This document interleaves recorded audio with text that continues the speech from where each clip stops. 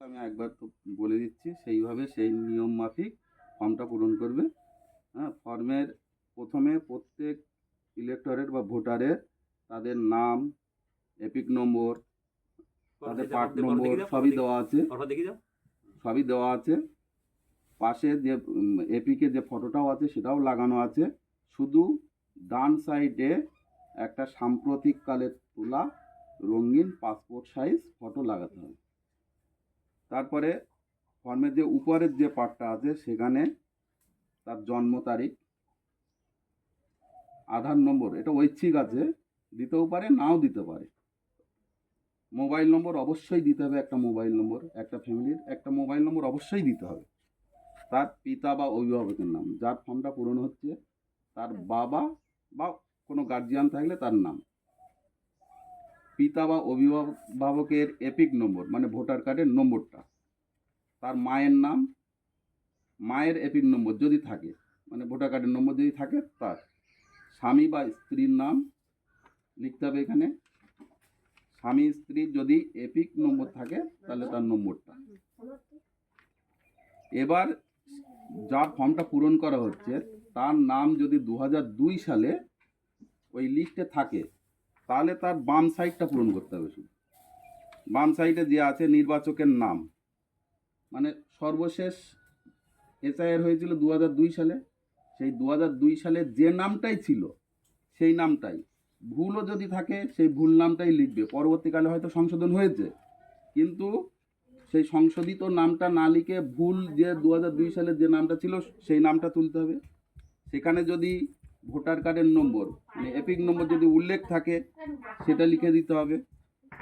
আত্মীয়ের নাম, ভোটার লিস্টে ওই যে সেখানে স্বামী বা স্ত্রী কিংবা বাবার নাম এরকম থাকে, আত্মীয়ের নামটা উল্লেখ করে দিতে হবে।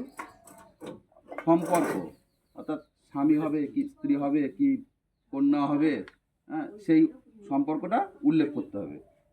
জেলা, রাজ্যের নাম, বিধানসভা ক্ষেত্রের নাম, মানে 2002 সালে কোন বিধানসভা ক্ষেত্র ছিল, পরবর্তীকালে আমাদের বিধানসভা ভেঙে গেছে, কিন্তু সেই ভাঙাটা দিলে হবে না, তৎকালীন সময় যে বিধানসভা ক্ষেত্রের নাম ছিল সেটাই উল্লেখ করতে হবে।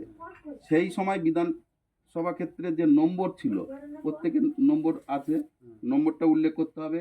তার অংশ নম্বর মানে পার্ট নম্বর যেটা ছিল 2002-এ সেটাই লিখতে হবে, আর সেখানে ক্রমিক নম্বর যেটা ছিল সেইটাই উল্লেখ করতে হবে। এটা গেল 2002 সালের যাদের নাম আছে তাদের ক্ষেত্রে এইভাবে ফর্মটা পূরণ করতে হবে। তাদের আর ডান সাইডে এই পার্টটা পূরণ না করলেও চলবে।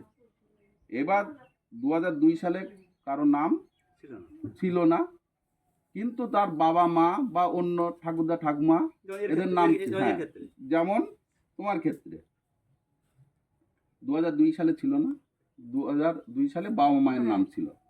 তা উপরে পার্টটা তো সে নিজের ডিটেলস দিয়েই পূরণ করতে হবে, ওটা আর আমি বলছি না। নিচের ক্ষেত্রে বাবা মায়ের যে এটা সেটা ডান সাইডে পূরণ করতে হবে।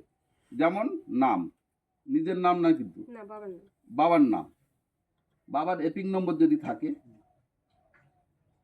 আত্মীয়ের নাম মানে কি 2002 সালে বাবার নামের পাশে নিশ্চয়ই ঠাকুরদার নাম থাকুক, ঠাকুমার নাম থাকুক কিংবা অন্য কোনো গার্জিয়ান নাম থাকুক, তার নামটা লিখতে হবে। ওই 2002 সালের লিস্টে যে নামটা আছে সেই নামটাই লিখতে হবে বাবার নামের পাশে। সম্পর্ক, অর্থাৎ তার সঙ্গে বাবার সঙ্গে তার কি সম্পর্ক, সেই সম্পর্ক, পুত্র সম্পর্ক না অন্য কিছু, সেগুলো লিখতে হবে। তারপর সেই জেলা, রাজ্যের নাম, বিধানসভা ক্ষেত্রের নাম, সেই 2002 সালে যেটা। তারপরে বিধানসভা ক্ষেত্রের নম্বর একইভাবে অংশ নম্বর, ক্রমিক সংখ্যা, অর্থাৎ বাবার ক্রমিক সংখ্যা যেটা সেটা এখানে উল্লেখ করতে হবে। তাহলে 2 সালে বাবা মানে মায়ের বাবার হচ্ছে যেটা আছে সেটা এই সাইডে পূরণ করতে হবে, এই সাইডে না করলে হবে এটা করতে হবে না। যাদের 2002 এর নাম নেই তাদের শুধু ডান সাইডটা, আর যাদের 2002 আছে তাদের শুধু বাম সাইডটা। আর সইটাই কিছু